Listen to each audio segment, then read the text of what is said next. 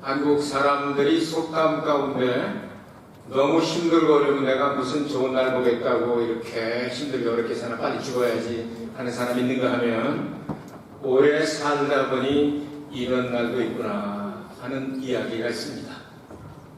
여러분 오래 살다 보니 이런 날도 있구나 좋은 날 보기를 원하십니까?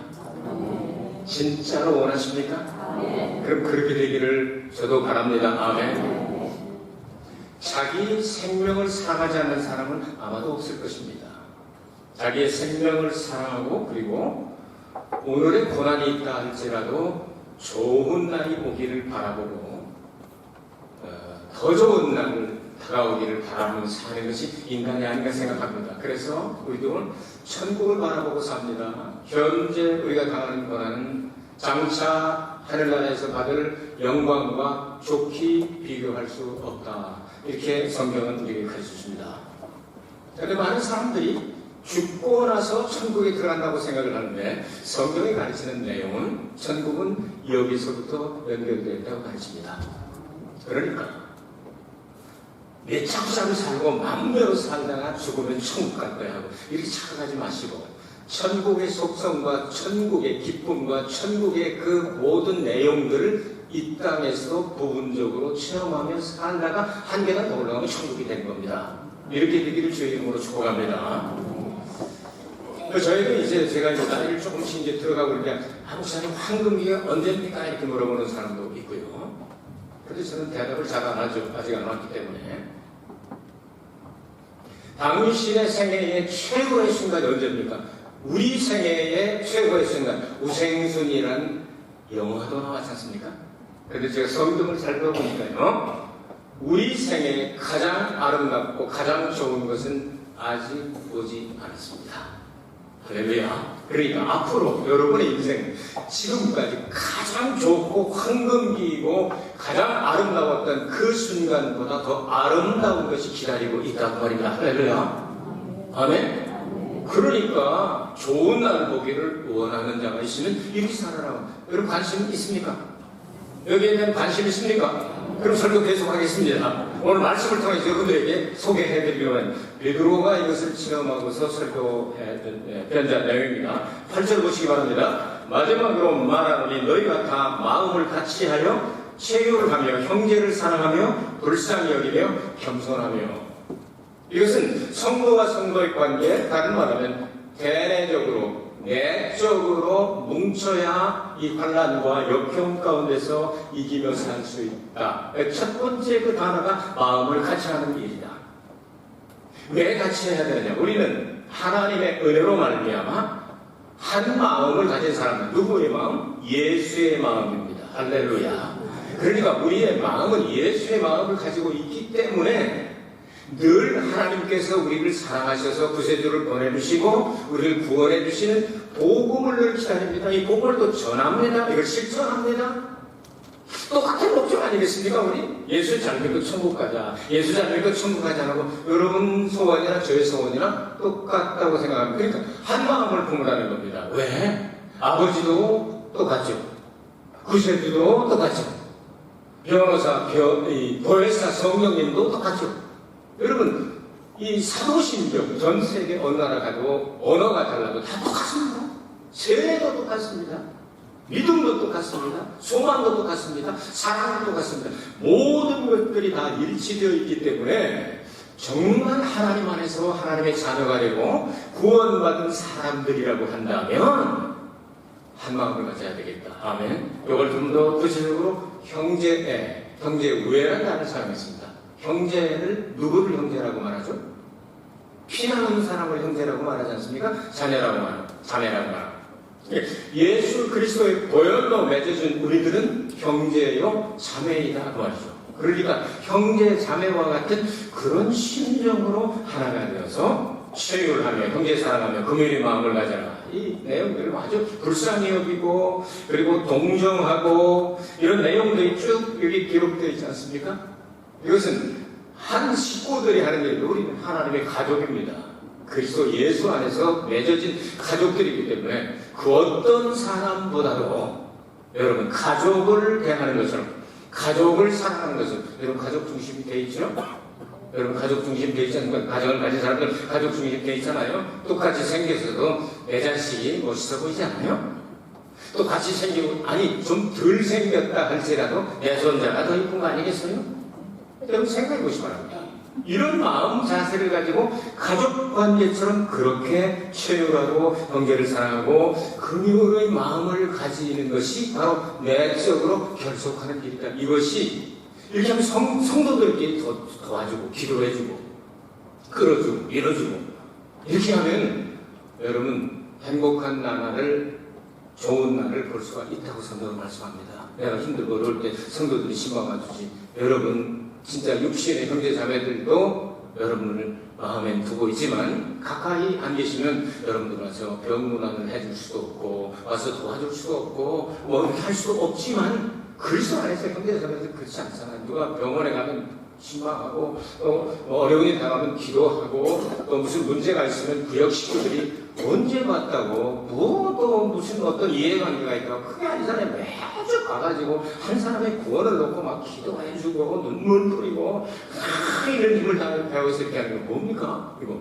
하나님이 주신 하나님의 자녀들로서 하나님의 마음을 가지고 있기 때문에 그게 스스로 이루어지게 돈 받고 하는 건 아니잖아요. 지구장님 구역자님들은 여러분들 월급 받고 하는 일이 아니잖아요. 우리는 그래도 목회하는 프로들이니까 월급을 받습니다. 그러나 평신도들은 다니면서 정말 열심히 하지 않습니까? 하나님의 일이라고 생각하고 열심히 하지 않습니까? 그럼 하늘나라 가면 상을 받을 거예요. 아멘? 아멘 하는 사람은 더 상을 크게 받을지어다. 아멘 하는 사람 더 받으라고 할 테니까 한 번 더 할게요. 여러분 그렇게 열심히 하시면 천국 가가지고 여러분들이 우리보다 어쩌면 상이 더 클지도 모릅니다. 아멘 하시는 거 봐. 그러니까 여러분 큰 상을 받을 거예요. 그리고 겸손을 덕목으로 가져라. 이 겸손이라고 하는 것은 지옥에서는 영원히 찾아볼 수 없는 단어입니다. 하늘나라 가는 사람만 겸손합니다. 예수님이 겸손한 마음으로 배우라고 빌립보서 2장에 보면 이렇게 나옵니다. 예수님은 원래 하나님과 동등된 똑같은 본체를 가지고 계시지만 이 땅에 오실 때 누가 시켜서가 아니고 스스로 비워놓으시고 에케노센이라고 하는 단어인데요. 스스로 비워놓으시고 아주 낮고 낮은 종의 형체, 그러니까 일반적인 인간이 아니라 팔릴 때도 종값으로 은 30일 팔리잖아요. 이 종의 형체를 가지고 어디까지 복종하시느냐면 죽기까지, 십자가에 죽기까지 복종하시니 하나님이 너무 기쁘셔서 그를 받으시고 하늘과 땅과 그 가운데 모든 권세를 주셨다 이렇게 말씀하거든요. 이게 겸손의 모범입니다. 그러니까 우리도 겸손하면요, 이 겸손은 어느 나라 가더라도 환영받습니다. 한국 가도 미국 가도 중국 가도 어느 나라 가더라도. 근데 교만이 싹 트기 시작합니다. 이 교만은 패망의 선봉이라고 나옵니다. 그러니까 멸망을 가서 조사해보면 다른 거 없다. 멸망 앞제비로 온 것이 누구냐? 교만이다. 이렇게 기록이 된 거죠. 이 교만한 사람들이 가는 곳이 어딥니까? 성경은 지옥이라고 말합니다. 여러분 지옥 가기 싫으면 교만하지 맙시다. 겸손하게 하나님만을 의지하고 하나님을 따라가는 사람들은 천국 가게 됩니다. 이 지옥 가는 사람들이 교만합니다. 이 교만은 마귀가 교만하여 지옥으로 많은 사람들을 끌고 가는 아주 나쁜 것입니다. 그렇기 때문에 겸손하며 이렇게 말씀합니다. 이것이 내적으로 뭉치는 몇 가지 조건입니다. 두 번째로 이제 외적으로 이렇게 하라 말씀하는데 9절을 같이 볼까요? 9절을 시작. 악은 악으로 욕으로 갚지 말고 도리어 복을 빌라. 이를 위하여 너희가 부르심을 입었으니 이는 복을 유업으로 받게 하려 하십니다. 아멘. 악을 악으로 갚고 욕으로 갚지 말라. 이거 쉬운 단어인데 여러분 세상에 악한 사람이 많습니다. 그리고 여러분들에게 참 못되게 모질게 악하게 하는 사람들이 있을 수 있습니다. 그런데 그거 악으로 대항해봤자 우리 안에는 성령이 계시고 우리 안에는 예수님이 계시고 예수님이 영이 계시기 때문에 아무리 우리가 악하게 하려고 해도 마귀의 영이 들어있는 악한 사람들을 우리가 이겨낼 생각이 없습니다. 악으로는. 그러니까 악을 악으로 갚지 말고 그리고 또 뭐라고 했습니까? 욕으로 갚지 말고 저쪽에서 욕했으니까 나도 욕하는 게 당연하지. 성경에도 나오잖아. 너는 이는 이라 하면서 나오잖아. 그 구약시대의 율법입니다. 그리스도의 사랑으로 율법은 완성되었기 때문에 신약 시대에도 눈은 눈으로, 그 다음에 이빨은 이빨 이렇게 안 합니다. 이빨 하나 부러뜨리면 두 개 부러뜨려 이렇게 안 합니다. 그러니까 그렇게 갚지 말고 도리어 복을 빌어줘봐라 이렇게 말씀합니다. 제가 이번에 한국 가서 이렇게 설교할 때 이 내용을 조금 강조를 했습니다. 누가복음 10장 6절 말씀에 보면 어디를 가든지 전도할 때 가서 평안을 빌어라, 복을 빌어주어라. 받을 사람이 받을 자격이 있으면 빌어준 사람도 좋고 받은 사람도 좋고 함께 좋다. 그러나 받을 자격이 없고 받을 사람이 없으면 너에게로 돌아오리라. 그런 말씀이 있어요. 그래서 오늘 남북관계와 그리고 한일관계를 조금 이렇게 빗대어가지고 같이 이야기를 했습니다. 그리고 설교를 듣고 났더니 일본을 위해서 기도하겠다. 좋은 기도하겠죠. 기도도 이렇게 돌아오는 기도가 아니고.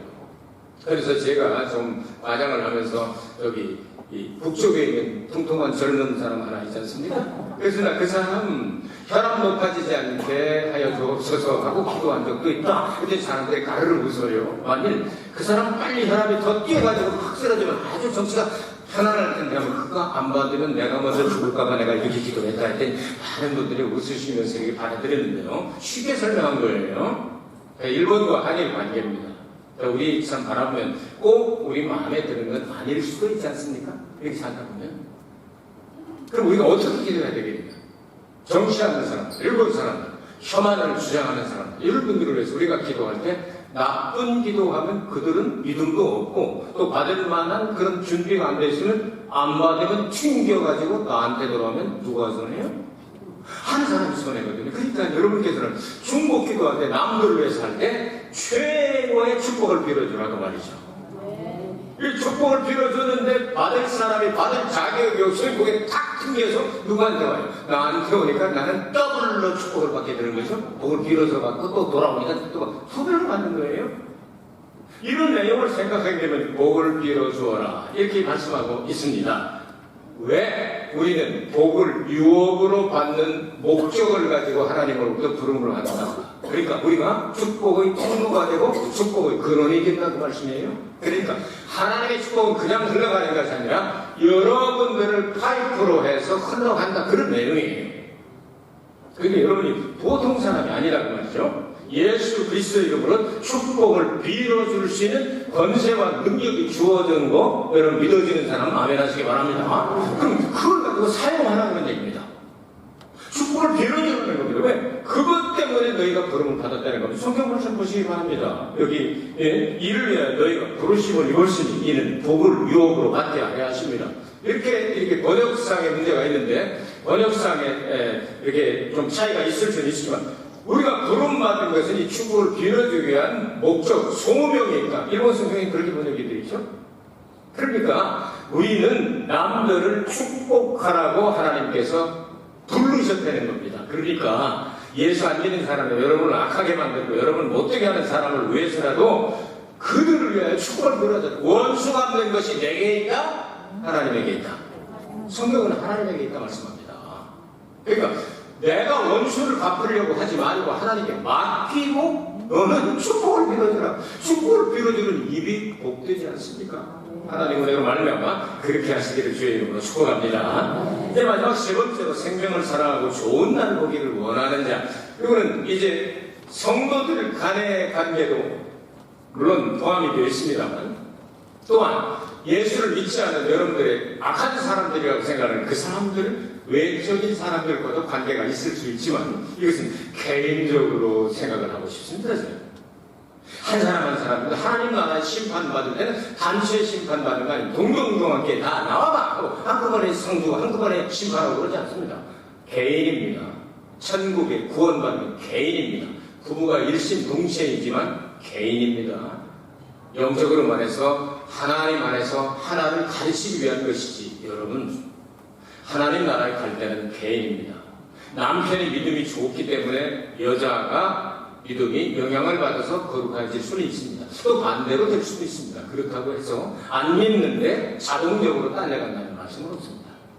한 마음 한뜻 되어서 하나가 되게 하신다는 하나님의 은혜의 말씀입니다. 자, 입술에 파수꾼을 세우자 이렇게 생각을 해봤습니다. 그러므로 생명을 사랑하고 좋은 날 보기를 원하는 자는 혀를 금하여 악한 말을 그치며 그 입술로 괴유를 말하지 말고.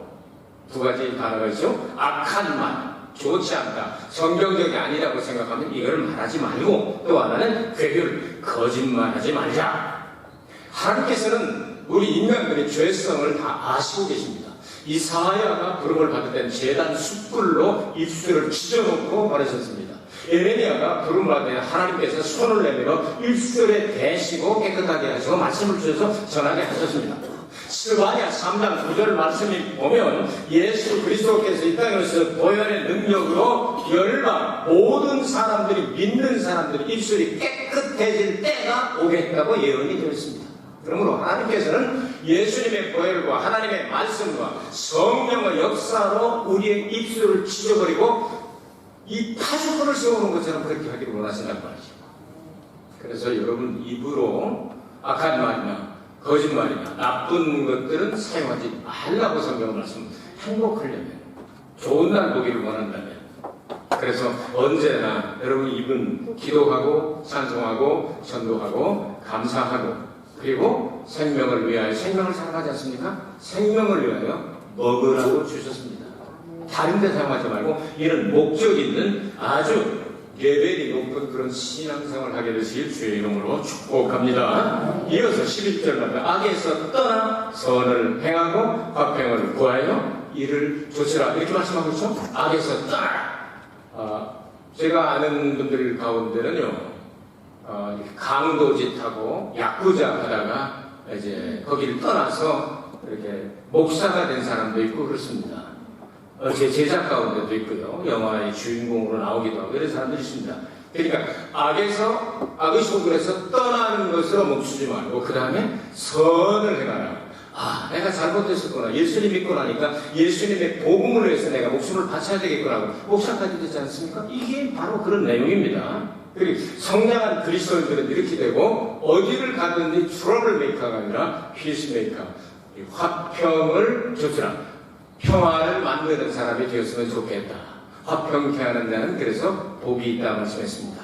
그렇기 때문에 여러분께서는 가정에서도 혹은 여러분의 단체에서도 구역에서도 어디를 가든지 여러분 때문에 그 모임이 평화롭게 되기를 주의 이름으로 축복합니다. 여러분이 가가지고 늘 분란이 일어나고 어려운 일이 생기면 그건 안 좋은 일이에요. 좋은 일은 여러분이 들어감으로 말미암아 그 단체가 밝아지고 그 모임이 아주 평화로워지고 기도하는 모임이 되고 찬양하고 영광 돌리고 칭찬하고 전도하고 이렇게 하는 것이 피스메이커가 아니겠습니까? 우리의 왕이신 예수님은 평강의 왕으로 오셨습니다. 그래서 평화를 만들기 위해서 오신 분이기 때문에 하나님과 우리를 평화롭게 만드시고 인간과 인간을 평화롭게 만드신 십자가에서 죽으시고 부활하시다 그 말이죠. 마지막 12절은 하나님의 심판이 다가옵니다. 주의 눈은 의인을 향하시고 그의 귀는 저희 간구에 기울이시되 주의 낯은 악행하는 자들을 당하시느니라 하였느니라. 오늘 성경 말씀은 시편 34편과 함께 읽어야 합니다. 당하시느니라 하였느니라 하는 얘기는 구약성경에 이렇게 기록되어 있다는 내용입니다. 그 구약성경이 시편 34편의 내용입니다. 하나님의 얼굴에는 하나님의 사랑이 있으며 동시에 심판하시는 진노의 양면성을 가지고 있습니다. 오늘 성경 말씀에 하나님의 눈은 의인을 향하신다. 성경은 의인은 없나니 하나도 없으니까 하나님은 언제나 그냥 돌려보시겠습니다? 아니죠. 성경은 의인은 없나니 하나도 없는데 의롭게 되는 길은 있습니다. 뭐죠?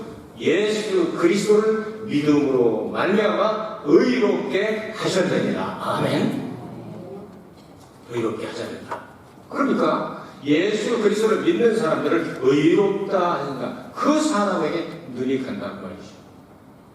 여러분의 눈은 어디로 갑니까? 가장 사랑하는 사람에게 가고 관심 있는 사람에게 가고 하나님께서 정하신 방법을 순종하는 사람에게 가죠. 여러분 수많은 사람들이 어제 아침에 태풍 가운데도 많은 사람들이 모여서 뜨겁게 기도하는데 4대가 한 자리에 모여서 예배를 드리죠. 나이 많은 분들은 이제 중도 할아버지, 할아버지 그리고 아버지, 이제 뭐 손자 이렇게 해가지고 4대 예배를 드리자는 아주 세계적인 이런 모임을 토요일마다 이렇게 갖고 있더라고요. 근데 갑작스럽게 이렇게 집회를 하게 되었는데 그 많은 사람들이 왔는데 여러분 다 눈에 들어오긴 들어오는데 그 많은 사람들이 누군지도 모르죠. 참 5천 명이니까. 이 일본에서는 제가 생전에 5천 명 성도 모임 앞에서 설교를 할 수 있을까? 저는 아직은 자신이 없네요. 이제가 35년 하면서 많이 모여봐야 한 3천 명 정도 앞에, 2, 3천 명 앞에서는 해본 적이 있습니다. 그런데 5천 명 이렇게 모이니까 한눈에 들어오질 않는 거죠. 애들도 오고, 중고등부도 오고, 청년부도 오고, 대학생도 오고, 그러면서. 근데도 그렇게 많은데도요, 눈이 가는 데가 있어요. 둘째 손자, 셋째 손자는 잠이 오니까 새벽 4시 반에 들고 갔으니까 자는 거예요. 카렌이도 자고, 오키도 자고. 근데 루카는 조금 컸다고, 통화라기도 할아버지 설교를 듣는 거예요. 끝나고 나니까, 할아버지 설교에 일본말 하는데 일본말 하는 거예요. 할아버지 설교, 사수님, 할아버지는説教聞いてよかったよ. 面白かったよ. 그렇게 얘기해 주는 거예요. 괜히 우리 눈이 누구한테 가는 거지. 똑같은 사랑스러운 아이들이지만 가족에게 먼저 가잖아요. 하나님은 모든 인간을 사랑하지 구원받기를 원하시지만 구원받은 사람들, 의인, 예수 그리스도 안에 있는 사람들을 향하여 눈길을 주신다. 자, 하나님 앞에서 눈에 나는 사람 되지 않기를 바랍니다. 눈에 드는 사람들이 바랍니다. 이러지 않고 그래, 뭐가 필요하지? 아이고 그래, 조금 더 크게 말해봐. 부르짖 기도하고. 하나님의 귀는 우리 성도의 간구하는 귀에 기도 소리를 들으시고 하신다. 하나님을 향하여 부르짖 기도하시기 바랍니다. 하나님은 그거 듣기를 원하신다는 거예요. 다 해줄 수 있습니다. 우리 다 합니다. 형편과 처지 아십니다. 무엇이 필요한지도 아십니다. 주실 것도 다 주인되어 놓으셨습니다. 그런데도 한번 듣기를 원하신다는 거예요. 이래도 기도하네? 이래도? 기도해야 주신다는 거. 구하라 주실 것, 찾아라 찾을 것, 두드리라 열릴 것이다. 너희들이 그렇게 부르짖어 기도하면 악한 사람이라 할지라도 집 자식들이 뭘 달라고 그러면 생선 달라고 하면 그냥 뱀 갖다 주고 막 그냥 이렇게 하고 뭐 알 달라고 그러면 전달 갖다가 주고 그런 사람이 되느냐? 하물며 천국께서 구하는 자에게 성령을 주시지 않겠느냐 이렇게 말씀하시잖아요. 하나님이 늘 귀를 기울이실 수 있도록 하게 되길 바랍니다. 힘들 때도 평안할 때도 어디를 갈 때도 비행기를 기다릴 때도 고통스러울 때도 즐거울 때도 하나님을 향하여 감사기도 하고 간구기도 하고 소원을 하여 여러분의 그 음성이 하나님의 귀에 도달할 수 있도록 하시기 바랍니다. 하나님은 그 다음에 어떻게 기록되어 있습니까? 주의 낯선 악행하는 자들을 향하십니다. 여기 향하신다. 다치 못 가고 하는 단어죠. 여기 향하신. 조금만 더 가봐라. 조금만 더 가봐. 못 참아. 이런 모습을 쳐다보시면 이거 하나님이 그냥 막 진노의 심판자라고 이 세상 말로 째려보시면 끝나는 거예요. 베드로가 이런 것을 체험했겠죠. 그런데 이런 성경들을 인용해서 잘 만들어 놓고 세상을 떠나시잖아요. 베드로가 누가복음 22장 61절인가 이렇게 보면 베드로가 이렇게 예수님을 3번 부인하는 장면이 나오지 않습니까?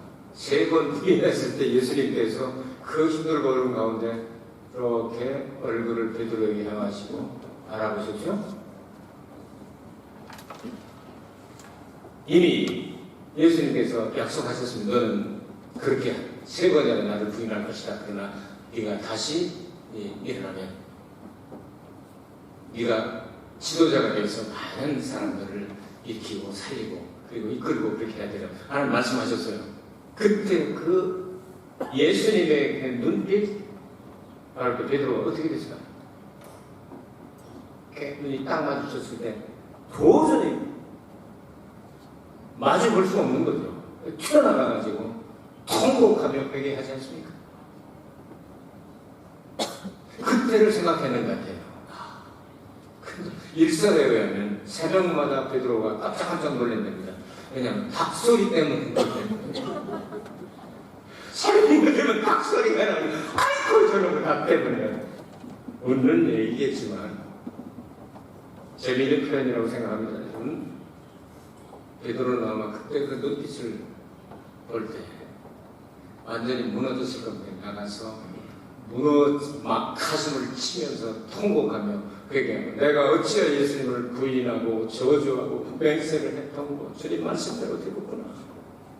내가 회개하고 다시 일어서야지 하고 그는 다시 일어나게 된 겁니다.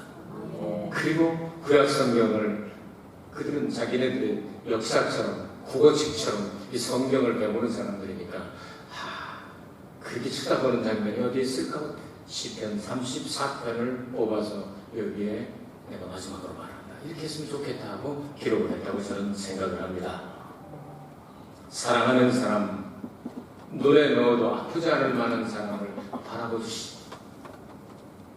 여러분, 예수님의 사랑의 눈으로, 용서의 눈으로 측은지심을 가지고 정말 안타까운 마음으로 한 사람 한 사람 눈동자를 여러분 픽픽 하지 말고 깊이 생각하며 사랑하며 바라보고 성장할 수 있도록 여러분 앞장서 주시기를 부탁드립니다.